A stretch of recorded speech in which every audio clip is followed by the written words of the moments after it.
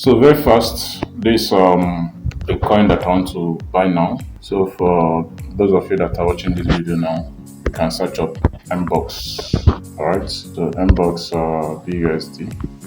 Okay, so if you notice, this guy has actually dipped from 10.899 to 5.4 recently. So the 4 hour time frame, you notice that it has been moving steadily up. So I've done my analysis, and this guy is bound to go to $6 if not more, right?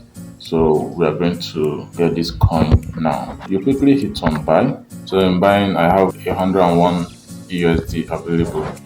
So I'm going to use 50% of my funds to get this. You're just going to get just 9 of it. So remember, the major thing in crypto is to do what? Always sell in profits. Always take profits. So I hit on what?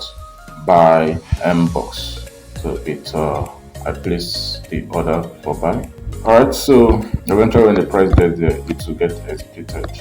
Hope you subscribe to our video, our YouTube channel, to get more info like this. Until we see in the next video, remember to always trade responsibly. Peace out.